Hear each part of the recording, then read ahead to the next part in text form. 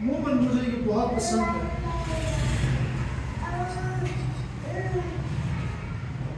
और तिमोथियस के खत में पौलुस रसूल तिमोथियस को जो टीच कर रहा है, ये बहुत इंपॉर्टेंट बात है। पर्सनली तौर पे पौलुस का जो तिमोथियस के साथ जो रिलेशन था, वो एक रूहानी फर्जंद का था, लेकिन उसके साथ वो उसका एक अच्छा दोस्त भी था। एक अच्छा दोस्त, एक अच्छा भाई, जो कि ईमानदारों के लिए बहुत जरूरी है। निकालिएगा जरा पहला तिमोथियस उसका 4था बाब और उसकी छोटी ऐसे हम देखें।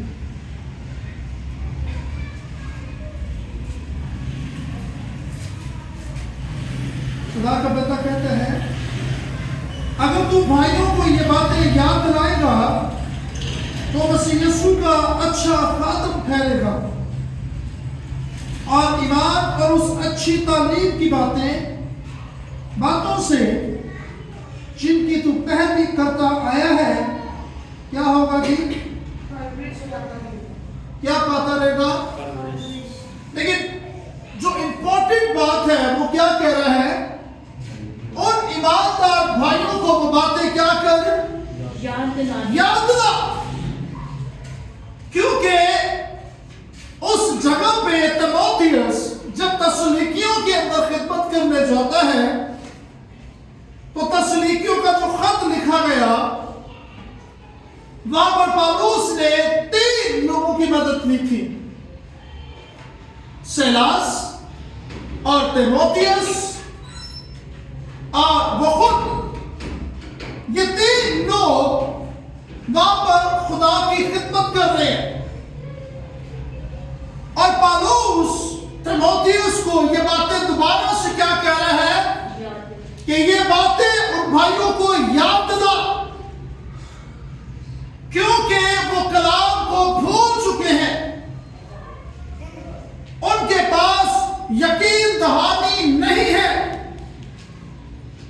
इसलिए वो कहता है कि जो कलाम तूने सुना था और जिसकी परवरिश तुझे दी गई थी, वो कलाम कलीसिया के अंदर अब जरूरी है, क्योंकि कलीसिया में ऐसे लोग आ चुके हैं जो फाड़ रहे हैं, जो कलाम को कम और सियासत को पसंद करते हैं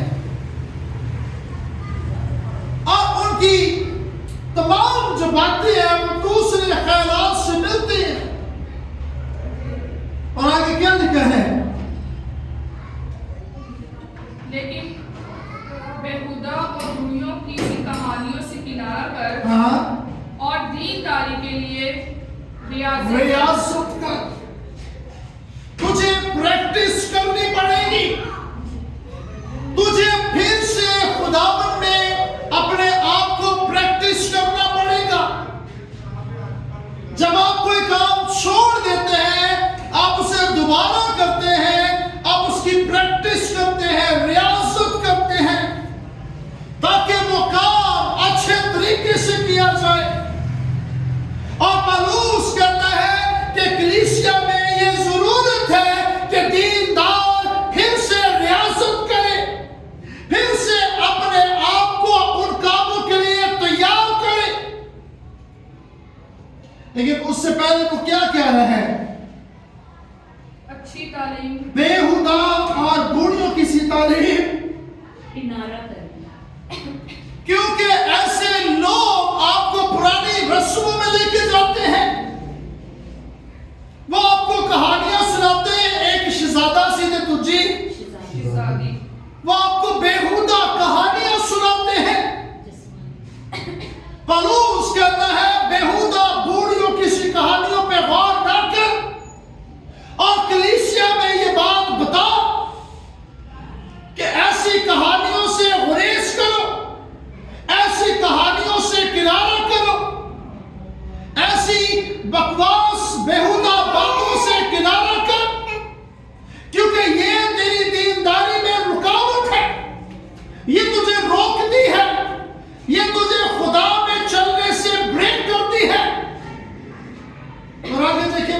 कहता है? क्योंकि जिस्मानी रियाजत का फायदा कम है, लेकिन दीनदारी सब बातों के लिए फायदेमंद है। इसलिए कि आपकी और आइंदा की जिंदगी का वादा भी इसी के लिए है। किसके लिए है? आइंदा की जिंदगी। देखिए पतरस, जब पतरस का खत लिख रहा है तो वहां पे पतरस एक बात बहुत अच्छी करता है। वो क्या कहता है? हम इस जमीन पर क्या है? मुसाफिर है। क्या है? हम कुछ भी नहीं है। आप 70 साल इस जमीन पे गुजार रहे हैं, लेकिन याद रखिएगा एक दिन ये 70 साल मुकम्मल हो जाएंगे और उसके बाद आपको वापस अपने खालिक के पास जाना है। आप इस दुनिया में मुसाफिर हैं। हमारा वक्त शायद 70 साल का है, शायद 30 साल का है, हमें मालूम नहीं है। और वो कहता है इसलिए अच्छी बात यह है कि तू दीनदारी के लिए रियासत कर, ताकि जब तू खुदा के पास जाए तुझे शर्मिंदगी ना हो। तू खुदा से ये ना कहे कि खुदा मैं शर्मिंदगी महसूस करता हूं। इसलिए अपनी जिंदगी में तू दीनदारी में रियासत कर। अगर तूने गुनाह किया है तो तुझे अफसोस होना चाहिए। ऐसा नहीं कि तूने गुनाह किया और फिर तू ये कहे कोई बात नहीं, अब मैं दोबारा तौबा करूंगा। अगर गुनाहगार अपने गुनाह में अफसोस नहीं करता तो वो गुनाहगार नहीं बल्कि वो गुनाह करता है। इसलिए अगर कोई गलत काम पे करता है, इसकी अच्छी बात यह है हम उस काम पे अफसोस करें। और अफसोस करना ये बहुत अच्छी बात है। अपने गुनाहों पे, अपने गलत कामों पे। ऐसा दूसरा तिमोथेयुस से निकालिएगा। दूसरा तिमोथेयुस दूसरा बाब 22वीं आयत।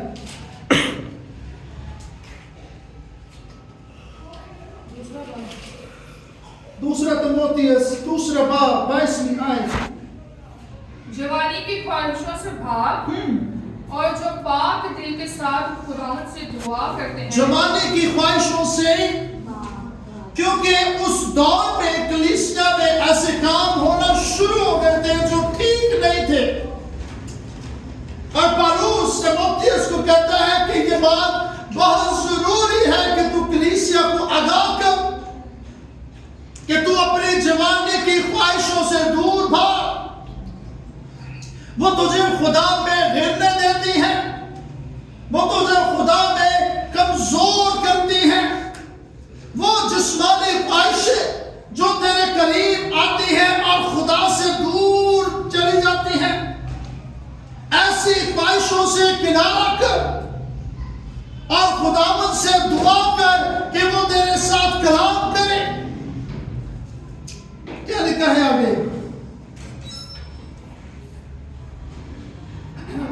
उनके साथ रास्तबाजी और ईमान और मोहब्बत और सुलह का तालिब हो, लेकिन बेवकूफ़ी और नादानी की हुज्जतों से किनारा कर, क्योंकि तू जानता है कि उनसे झगड़े पैदा होते हैं। किससे पैदा होते हैं? नादानी की हुज्जतों से, नादानी के कामों से। जब आप नादान बन जाते हैं, बंदा 35 साल दे ते उनके काम 10 साल के बच्चियां। हाँ जी, आप 50 साल के हो चुके हैं लेकिन आपकी एक्टिविटी 10 साल के बच्चों जैसी है। ऐसे कामों से गुरेज कर।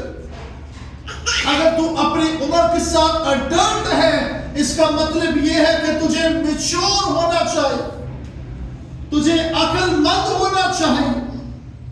तू अपने आप को खुदा के ताबे कर। ऐसा ना हो कि आप खुदा के खिलाफ कोई काम करें, क्योंकि ईमानदार को बहुत परहेजगार होना चाहिए। और इसी खत के ऊपर खुदा का बंदा कहता है ईमानदार को संजीदा होना चाहिए। आप हुज्जतों और ऐसी बातों के अंदर जो खुदा के कलाम के खिलाफ है, अगर आप ऐसे कामों को बढ़ावा दे रहे हैं फिर आप उन्हीं में शरीक हैं जो ऐसे काम करते हैं। और पौलुस कहता है कि ईमानदारों को बहुत संजीदा होना चाहिए। कई बार ईमानदार भी ऐसे ठट्टे मारते हैं और उनके लिए वो कहता है खुदा ठट्टों में नहीं उड़ाया जाता। हम कलाम में लेकर हम मजाक भी करते हैं, लेकिन याद रखिएगा कलाम मजाक नहीं है, ना हमारे लिए ना और चीजों के लिए। खुदा हमसे कलाम क्यों करता है? ताकि कलीसिया उस कलाम को सीखे, ताकि नौजवान ईमानदार उस कलाम पे गौर करें और खुदा फिर उनसे कलाम करता है, उनको बरकत देता है। आखिरी बात हम करेंगे, इसके बाद हम दुआ करेंगे। आए मेरे साथ निकाले पतरस का दूसरा खत,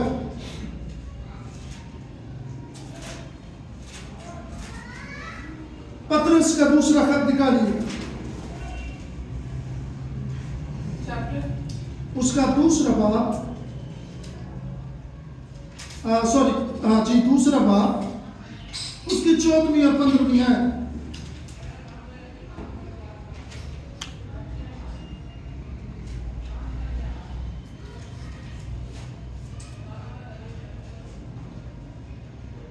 उनकी आंखें जिनमें जनाकार औरतें बसी हुई हैं, गुनाह से रुक नहीं सकती। वो बेकयाम दिलों को फंसाते हैं। उनका दिल लालच का मुश्ताक है। वो लानत की औलाद है। वो सीधी राह छोड़कर गुमराह हो गए हैं और बाउल के बेटे बलाम की राह पर हो लिए हैं, जिसने नारास्ती की मजदूरी को अजीज जाना, मगर अपने कसूर पर ये गुलामत उठाई कि एक बेजुबान गधी ने आदमी की तरह बोलकर उस नबी को दीवानगी से बाज रखा। क्योंकि अगर ईमानदार ऐसे काम करता रहेगा तो फिर कलीसिया का बहुत बुरा हाल है। आजकल दौर में आज बहुत सारे कलीसिया में खादम का जो किरदार है वो बहुत इंपॉर्टेंट है। बड़ा खास किरदार के खादम का होता है। उसका किरदार उसकी कलीसिया की नुमाइंदगी करता है, क्योंकि अगर खादम अपने ईमान में ठीक नहीं है, खादम अपने किरदार में ठीक नहीं है, उसकी कलीसिया कैसे ठीक हो सकती है? सुनिए ना, जिमें जैसे आप, तो जैसे आप होंगे कलीसिया वैसी हो। आप अच्छे हैं, कलीसिया बहुत अच्छी है। अगर आप ठीक नहीं है तो फिर कलीसिया तो फिर बहुत ही बुरा हाल है। और इसलिए पतरस कहता है कि अगर ईमानदार मुश्किल से निजात पाता है तो फिर बेईमान गुनाहगार का क्या होगा? इसलिए वो कहता है कि ईमानदार को बड़ा परहेजगार होना चाहिए। उसे हर बात बड़ी मुश्किल से, बड़ी तसल्ली से, बड़ी सोच के करनी चाहिए, ताकि वो बेईमान ना हो जाए, ताकि वो खुदा के खिलाफ कोई काम ना करे। इसलिए खुदा का बंदा कहता है कि ईमानदार जो दीनदार है उसकी परवरिश कलाम खुदा से होती है।